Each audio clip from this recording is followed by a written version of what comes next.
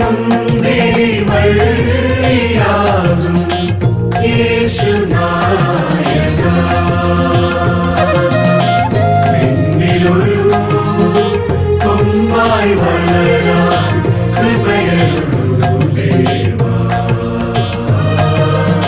കൃപയരുളൂ ദേവാ. സാക്ഷാൽ മുന്തിരി വള്ളിയാകും യേശുനായക.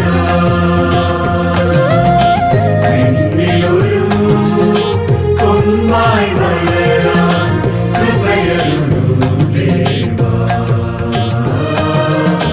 കൃപയരുളൂ ദേവാ.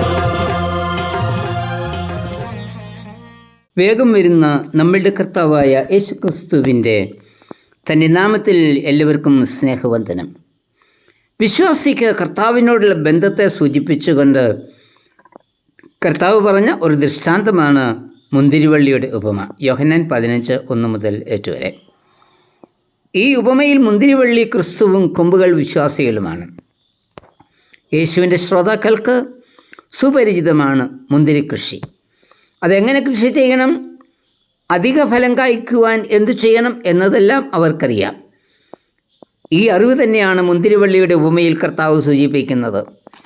കർത്താവ് പറയുന്നത്, കൊമ്പുകളാകുന്ന നിങ്ങൾ മുന്തിരിവള്ളിയായി എന്നിൽ വസിക്കണം, അപ്പോൾ നിങ്ങൾ വളരെ ഫലം കായ്ക്കുന്നവരായിത്തീരും. യോഹന്നാൻ 15:4-5 വാക്യങ്ങൾ. ദൈവത്തിൻ്റെ ജനമായ ഇസ്രായേലിനെ മുന്തിരിച്ചെടിയോട് സാമ്യപ്പെടുത്തിക്കൊണ്ട് സങ്കീർത്തനം 80:8 പറയുന്നത്, നീ മിസ്രൈമിൽ നിന്ന് ഒരു മുന്തിരിവള്ളി കൊണ്ടുവന്നു, ജാതികളെ നീക്കിക്കളഞ്ഞ് അതിനെ നട്ടു. അങ്ങനെ നട്ട മുന്തിരിവള്ളിയെ, ഇസ്രായേലിനെ ദൈവം ഏതൊക്കെ വിധത്തിലാണ് പരിപാലിച്ചത് എന്ന് തുടർന്നുള്ള വാക്യങ്ങളിൽ പറയുന്നുണ്ട്. നല്ല മുന്തിരിപ്പഴം കായ്ക്കുന്നതിനു വേണ്ടിയാണ് ഇസ്രായേലിനെ ദൈവം പരിപാലിച്ചത്. നല്ല മുന്തിരിപ്പഴത്തിനു വേണ്ടി അവൻ കാത്തിരുന്നു. എന്നാൽ കായ്ച്ചതോ കാട്ടുമുന്തിരിവള്ളിയായിരുന്നു. യെശയ്യാവ് 5:2. അതുകൊണ്ട് യിരെമ്യാവിൽ കൂടി ദൈവം ചോദിക്കുന്നത്, ഞാൻ നിന്നെ വിശിഷ്ട മുന്തിരിവള്ളിയായി നല്ല തയ്യായി തന്നെ നട്ടിരിക്കെ നീ എനിക്ക് കാട്ടുമുന്തിരിവള്ളിയുടെ തയ്യായി തീർന്നത് എങ്ങനെ? യിരെമ്യാവ് 2:21. ലോകജാതികളുടെ ഇടയിൽ നല്ല ഫലം കായ്ക്കുവാനാണ് ദൈവം ഇസ്രായേലിനെ തിരഞ്ഞെടുത്തത്. അതിനായി പാലും തേനും ഒഴുകുന്ന കനാൻ നാടും അവർക്ക് നൽകി.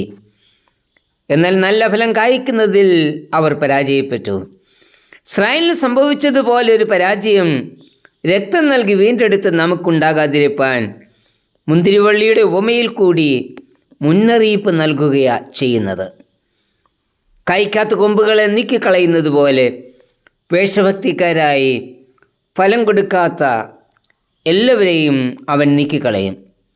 അങ്ങനെ സംഭവിക്കാതിരിപ്പാൻ എന്തു ചെയ്യണം? കർത്താവ് പറയുന്നത്, എന്നിൽ വസിപ്പീൻ, ഞാൻ നിങ്ങളിൽ വസിക്കും. ഒരുത്തൻ എന്നിലും ഞാൻ അവനിലും വസിക്കുന്നുവെങ്കിൽ അവൻ വളരെ ഫലം കായ്ക്കും. യോഹന്നാൻ 15:4-5 വാക്യങ്ങൾ. കർത്താവിൽ വസിക്കുക എന്നത് കർത്താവുമായിട്ടുള്ള സജീവവും നിരന്തരവുമായ കൂട്ടായ്മ അനുഭവമാണ്. അവനുമായിട്ടുള്ള കൂട്ടായ്മ ആണ് വളരെ ഫലം കായ്ക്കുവാൻ നമ്മെ സഹായിക്കുന്നത്. ഇസ്രായേലിൽ നിന്നും ദൈവം ആഗ്രഹിച്ചത് തന്നെയാണ് ഇന്ന് നമ്മിൽ നിന്നും ആഗ്രഹിക്കുന്നത്. ഇസ്രായേൽ ദൈവത്തിൽ നിന്ന് അകന്നു പോയതുകൊണ്ട് പ്രതീക്ഷിച്ച ഫലം നൽകുവാൻ അവർക്ക് കഴിഞ്ഞില്ല. കർത്താവ് പ്രതീക്ഷിക്കുന്ന ഫലം കായ്ക്കണം എങ്കിൽ നാം കർത്താവിൽ വസിക്കണം. കർത്താവിൽ വസിക്കുക എന്നത് രക്ഷിക്കപ്പെട്ട അവസ്ഥയാണ്. രക്ഷിക്കപ്പെട്ട വിശ്വാസിക്ക് മാത്രമേ ഫലം പുറപ്പെടുവിക്കുവാൻ കഴിയൂ. അവർക്ക് മാത്രമേ അധിക ഫലം നൽകുവാൻ കഴിയൂ. രക്ഷിക്കപ്പെട്ടു എന്ന് അവകാശപ്പെടുന്നവരിൽ ഫലം കായ്ക്കുന്നവരുണ്ട്, അതുപോലെ തന്നെ ഫലം കായ്ക്കാത്തവരും ഉണ്ട്. ഈ രണ്ട് കൂട്ടരോടുമുള്ള കർത്താവിൻ്റെ ഇടപെടൽ വ്യത്യസ്തമായിരിക്കും. ഫലം കായ്ക്കാത്ത കൊമ്പുകളെ അവൻ നീക്കിക്കളയും. 15:2. ഫലം കായ്ക്കാത്തവയെ പുറത്തു കളയുകയും അവ ഉണങ്ങിപ്പോവുകയും ചെയ്യും.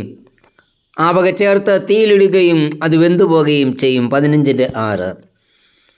നാം ഓരോരുത്തരും യേശുവിൻ്റെ രക്തത്താൽ ശുദ്ധീകരിക്കപ്പെട്ട് വീണ്ടെടുക്കപ്പെട്ട് സഭയുടെ കൂട്ടായ്മയിൽ വന്നവരാണ്.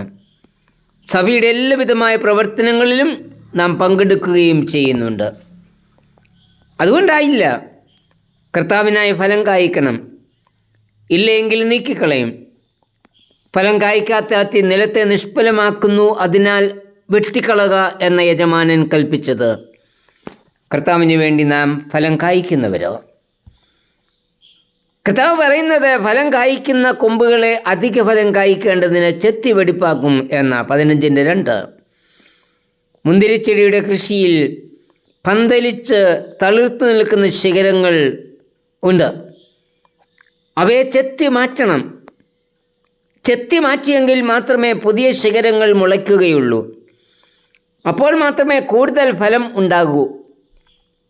വിശ്വാസ ജീവിതത്തിൽ ഉണ്ടാകുന്ന പരിശോധനകളും നഷ്ടങ്ങളും നമ്മിൽ നടത്തുന്ന ശുദ്ധീകരണ പ്രവർത്തനമാണ്.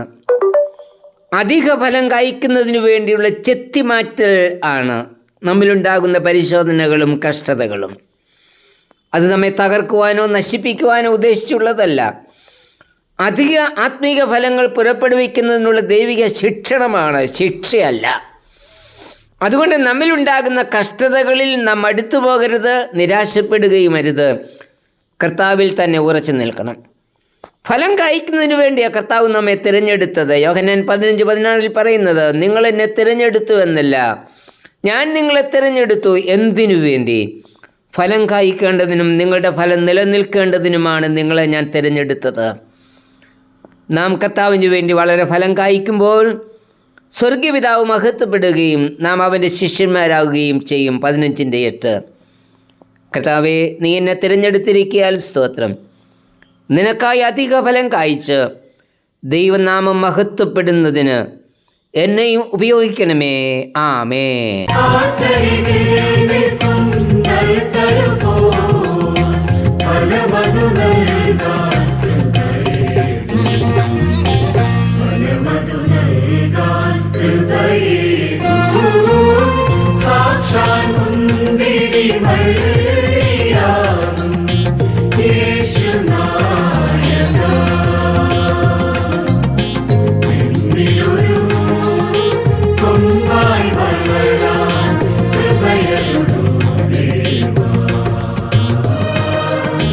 കൃപയരുളൂ ദേവാ.